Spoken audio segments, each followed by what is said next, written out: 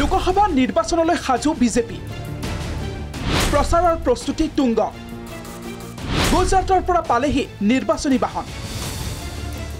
লাখ লাখ পতাকা বেনাৰ টুপিৰে ভৰি পৰিছে বাজপেয়ী ভৱন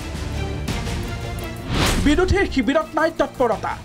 মিত্ৰতাক লৈ সংঘাত অব্যাহত বিৰোধী শিবিৰত লোকসভা নিৰ্বাচন সমাগত নিৰ্বাচনক লৈ পূৰ্ণোদ্যমে সাজু বিজেপি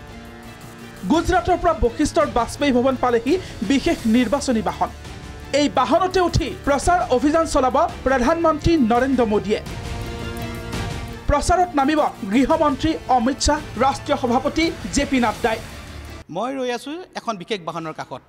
এই বাহনখন বিজেপি ৰাষ্ট্ৰীয় নেতৃত্বই অসম প্ৰদেশ বিজেপি কাৰ্যালয়লৈ পঠাইছে এই এখন বাহনতে উঠি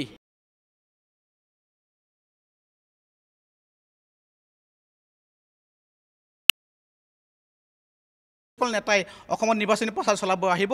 তেওঁলোকে এখন বাহনতে উঠি অসমৰ বিভিন্ন প্ৰান্তত নিৰ্বাচনী প্ৰচাৰ চলাব ইতিমধ্যে বিজেপি ৰাষ্ট্ৰীয় নেতৃত্বই প্ৰত্যেকখন ৰাজ্যলৈ এনেদৰে একোখনকৈ বাহন প্ৰেৰণ কৰিছে নিৰ্বাচনী প্ৰচাৰ চলাবৰ কাৰণে ইফালে দলৰ কেন্দ্ৰীয় নেতৃত্বই প্ৰেৰণ কৰা দলীয় পতাকা বেনাৰ টুপিৰে ভৰি পৰিছে বাজপেয়ী ভৱন এক প্ৰকাৰে নিৰ্বাচনী প্ৰচাৰৰ প্ৰস্তুতিত বিৰোধীতকৈ বহু আগত বিজেপিৰ ব্যাপক তৎপৰতাৰ বিপৰীতে বিৰোধীৰ শিবিৰত সংঘাত বিভাজন তুংগত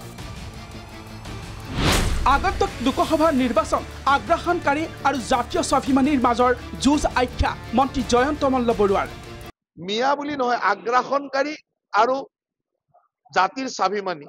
দুটাৰ মাজত যুদ্ধ আগ্ৰাসনকাৰী আমাক আগ্ৰাসন কৰিব বিচাৰে স্বাভিমানী জাতিটোৰ স্বাভিমান ৰক্ষা কৰিব বিচাৰে সেইটোটা চলি থাকিব আৰু সেই যুদ্ধত স্বাভিমানী জাতিটোৱে সদায় জিকে 11:30 জিকি আছো বাকি 2:30 জিকি যাব পাৰো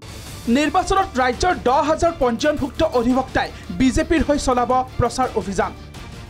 ইয়াৰ পূৰ্বে গুৱাহাটীত অনুষ্ঠিত হ'ব অধিবক্তা সন্মিলন আগন্তুক 5,000 অধিবক্তাক লৈ পেলাই সভা এখন অনুষ্ঠিত কৰিব বুলি কৈছে আৰু ৰেজিষ্টাৰ্ড আছে আইন কোষত আমাৰ ইতিমধ্যে 10,000তকৈ অধিক ৰেজিষ্টাৰ্ড আছে সেইকাৰণে ভাৰতীয় জনতা পাৰ্টিৰ সভা সমিতিসমূহত তেওঁ অংশগ্ৰহণ কৰিব মই কৈছোঁ যাতে তেওঁলোকে একোটা কথা ক'লে যাতে জনসাধাৰণে বিশ্বাসো কৰে কাৰণ অন্য কিবা কথা কোৱা আৰু উকিলজন অধিবক্তাজনে কথা এটা ক'লে একচেপ্টেবিলিটি বেছি থাকে তাৰ কাৰণে যিসমূহ মণ্ডল ভিত্তিক সভা সমিতি অনুষ্ঠিত হ'ব সেই বা পঞ্চায়ত ভিত্তিক সভা সমিতিসমূহতো তেওঁলোকক মই অংশগ্ৰহণ কৰিবলৈ আহ্বান জনাইছোঁ ৰাজ্যত বিৰোধীৰ দুৰ্বল স্থিতিৰ বিপৰীতে